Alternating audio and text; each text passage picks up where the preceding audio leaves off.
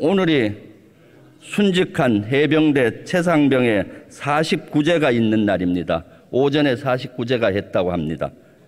구명조끼 한 장만 입었어도 살릴 수 있었는데 너무나 황망합니다.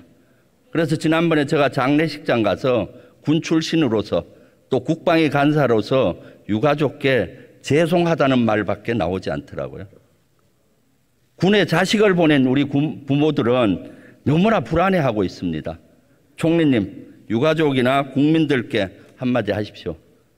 물론 우리 의원님께서도 그 장례식장 내지는 그 조문을 하셨으리라고 저도 생각합니다만, 저도 그 조문을 표하기 위해서 갔었습니다. 그리고 대통령께서는 이 최상병에 대한 그러한 국가에 대한 공헌과 그리고 우리 국가로서 모든 최선의 예우를 다 해야 한다, 이렇게 담화문과 유사한 그러한 입장을 밝히셨습니다. 그리고 해병대 모든 분들, 그리고 우리 국방부 장관을 비롯해서 모든 분들이 다 가서 조문을 하고 우리 최상병의 그 국가를 위한 그러한 그 사망에 대해서 다 애도하고 가슴 아프게 생각을 했습니다. 저도 물론 그렇게 생각하고 있습니다. 네, 최상병 순직 사건을 진실을 밝히는 수사가 철두철미하게 했어야 되는데 이것이 또 국민의 명령이기도 하죠.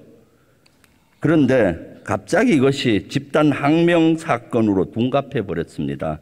이 사안에 대해서 총리님은 보고를 받으셨습니까? 어땠습니까? 뉴스를 보고 알았습니까? 네, 저도 구두 보고를 받았습니다. 네? 구두 보고를 받았습니다. 구두 보고를 받으셨습니까? 네. 이 사건은 7월 30일까지는 수사가 잘 됐는데 7월 30일 날 장관께 보고를 했습니다. 그때부터 꼬이기 시작했어요. 30일 날 총리님도 보고 받았습니까?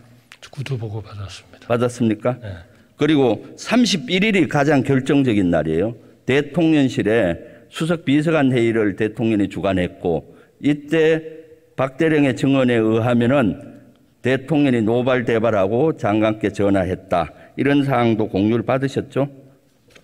글쎄요, 저는 의원님께서 왜 그렇게 일방의 얘기를 듣고 이렇게 저한테 아니, 공유를 받으셨습니까? 저는 좀 이해하기 어렵습니다.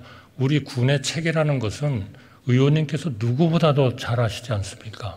상명하복의 엄격한 기틀 위에서 국가의 안보를 지키고 또 우리 군인들의 생명을 지키는 그러한 엄격한 군 아닙니까? 그것이 국방부 장관이 그러한 권한이 없는데도 불구하고 어떠한 그 권한을 행사했다 그러면 그건 큰 문제죠. 그러나 지금 예규리서부터 시작해가지고 며칠 동안 우리가 분명히 아는 것은 국방부 장관의 권한 내에서의 그러한 적법한 권한의 행사였다 하는 것은 아마 다 동의하실 겁니다. 그런데 왜 그런데도 불구하고 지금도 그게 아니다, 저는 정말 이해하기 어렵습니다. 그것은 장관 총리님의 그 법의식 수준이 얼마나 낮은지를 보여주는 겁니다. 저는 그렇게 생각하지 않습니다. 군사경찰법 징부법 제7조에 의하면은 군사경찰을 지휘하는 부대장은 수사의 공정성을 기하기 위해서 독립성을 보장해야 한다라고 되어 있습니다. 지금 총리님 말씀이 법을 위배하는 소지가 있는 것이고요. 그래서 이날 가장 키가 31일에서 2일까지 국방부에서 전방위 압박을 가했는데 이거 알고 계시죠? 저는 일방적인 주장만 듣고 있습니다. 이제 그래서 조치를 어떻게 문제에 하셨나요? 대한 수사는 합법적으로 그 사건을 수사하게 되어 있는 경찰에 이첩이 되어 있습니다. 이제 경찰이 명실상부한 하나의 수사기관으로서 수사를 하면 될 일입니다. 거기에 따라서 책임져야 할 사람은 책임지고 처벌받아야 할 사람은 처벌받으면 되는 일입니다. 왜 일방적인 얘기를 들어가시면서 국방부 장관이 적법하지 않은 권한을 행사했다? 아니, 보도 자료를 보고한 것에 대해서 그 다음날 수정 지시를 하는 것이 그렇게 잘못된 건가요? 저는 그렇게 생각하지 않습니다. 왜냐하면 누구보다도 예비역 사성 장군으로서 군대의 그런 철통 같은 상명하복의 입장을 누구보다도 잘 아시는 의원님께서 저한테 그런 질의를 자꾸 하시는 것을 저는 이해하기가 어렵습니다. 총리님, 짧게 핵심만 얘기해 주세요. 8월 장관 총리님이 보고를 받고 장관에게 전화나 이와 관련한 것 한 적 있습니까? 제가요? 네. 저는 한 적 없습니다. 그러면 여기에 보고만 받고 가만히 계셨습니까? 국방부 장관의 네. 권한일 것이고 국방부 장관과 국방부 장관을 보좌하는 법무참모들의 임무겠죠. 그럼 총리가 왜 전화를 합니까 거기에? 보고받고 총리님은 가만히 계셨단 말이죠? 아니 제가 거기에 수사에 개입을 하라는 말씀을 하시는 건가요? 수사에 개입하라는 얘기가 아니라 보고를 받고 지금처럼 장관이 지시한 게 합법적이라고 얘기하셨잖아요. 총리님이 만약에 그렇게 했다면 총리님도 법을 위배했기 때문에 제가 따져보는 겁니다. 저는 그렇게 생각하지 않습니다. 그건 일방적인 의원님의 주장이실 뿐이에요. 그리고 8월 2일 날 경찰에 이첩했는데 집단항명 수괴죄로 입건을 시켰어요. 이거 알고 계시죠? 보고 받았습니까 당일 날? 그것까지 보고받지는 않습니다. 그 어떤 하나의 문제가 있다고 해가지고 수사를 의뢰하는 것을 일일이 다 총리가 국방부 장관으로부터 보고받을 일은 아니죠. 그럼 집단항명 수괴죄는 알고 계시죠? 집단항명죄로 수사를 받고 있다는 것은 알고 있고 나중에는 그 집단항명이 항명죄로 바뀌었다고 들었습니다. 그것은 당연히 국방부 장관과 수사기관이 옳다고 생각하는 합법적 범위 내에서 모든 일을 했을 겁니다. 어떻게 해서 대한민국이 군 내부가 그렇게 엉터리로 운영되고 있다고 믿고 있는 저는 우리 의원님의 사고방식을 이해할 수가 없습니다.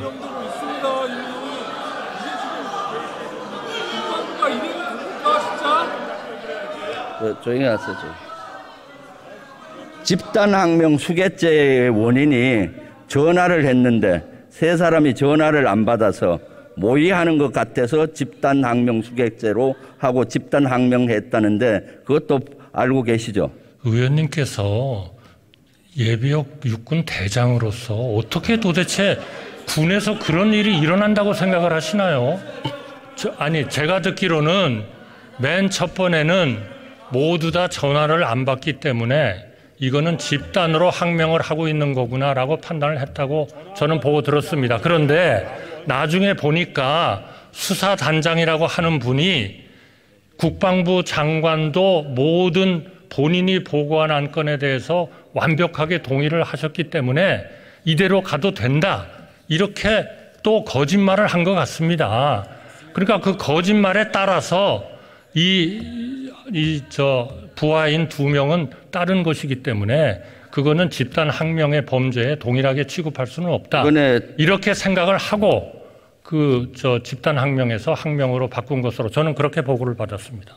이 사건으로 국방부 장관이 경질된다고 언론에 나오던데 사실입니까?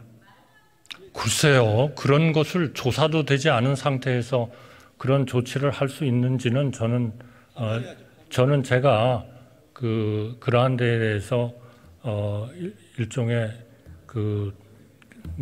의견을 내야 하는 그런 입장에서 보면 저는 그런 것은 지금은 적절치 않다. 또 그 문제에 대해서 제가 언급하는 것도 적절치 않다 이렇게 생각합니다. 이미 후임자 3명을 인사검증하고 있다고 들었습니다. 자, 총리님은 여기에 대해서 어떤 정보도 없습니까? 저는 말씀드릴 상황이 아니라고 말씀드리고 있는 겁니다. 그럼 총리님은 여기에 패싱되고 있습니까? 패싱이 되는지 안 되는지에 대해서 제가 의원님께 동의를 하거나 또는 반대를 해야 할 이유는 없다고 생각합니다. 말씀드리지 않겠습니다.